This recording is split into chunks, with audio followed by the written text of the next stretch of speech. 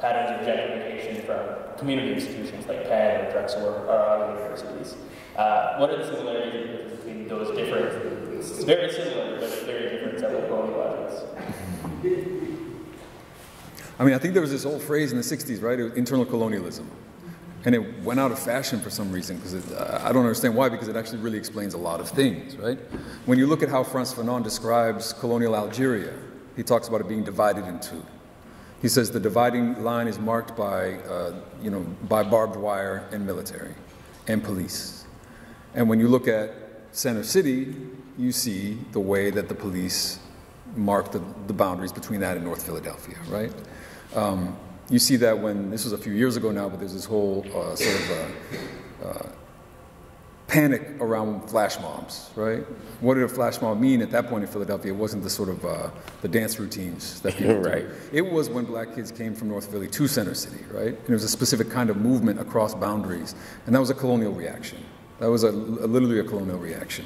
And so I think this question of understanding internal colonialism and understanding the ways in which colonial logics pervade, the ways in which there's a third world in the first, and there are constant asymmetries and structures of power that kind of almost like give a certain texture to the entire landscape of this country, of other countries, of wealthy countries, of poor countries. If you look at other countries in Latin America, for example, you see they're governed by white elites, right?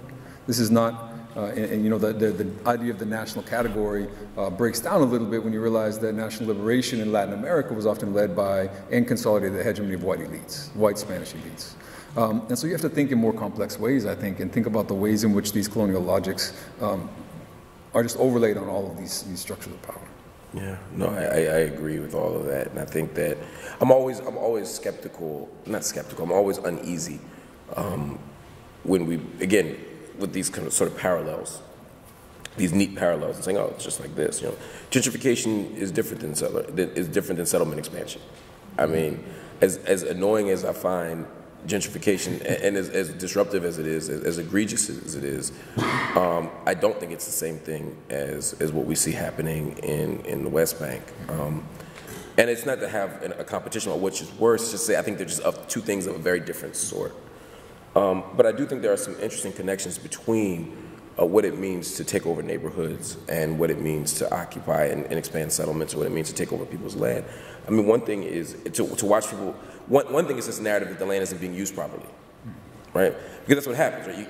You go to North Philly and say, look, we can make it Northern Liberties, or you can go to Fort Greene and you just had Albee Square Mall. Now we have Macy's and fancy stuff. We have you people didn't have juice bars. We got juice bars, right? And so this idea of a land being relatively unfertile, or not recognized for its fecundity until these other people come, is very much consistent with the narrative of occupation and settler colonialism. I mean, one of the dominant Zionist narratives is that this was a land without people, right? And that they could give it to people who didn't have a land, right?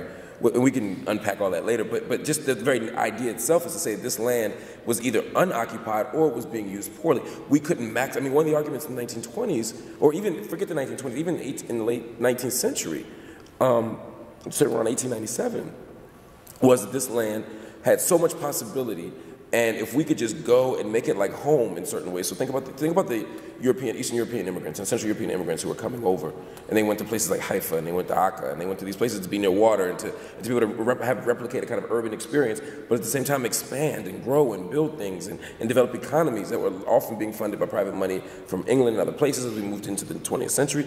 All this stuff is happening, and you see, and it's eerily similar to what we hear in terms of the narrative. Okay, we're going to move to this city, and there's a lot of resources here. They're just not being used properly. We can grow, and we can expand, and we can create jobs, and we can do this, and we can have juice bars and Starbucks.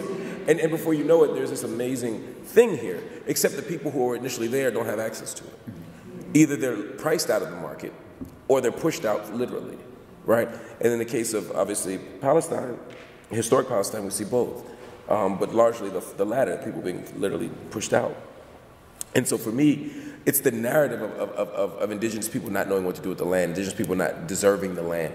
And I mean, even if you go back and read, if you get a minute, and it'll only take you about maybe 10.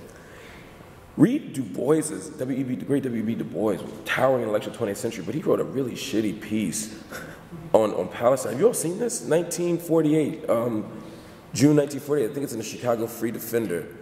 And he essentially makes this argument, right, that this place filled with Mohammedism was unfit for democracy, unfit, unfertile, and the Zionists were able to come save it. I mean, it's a really disturbing piece. But this was a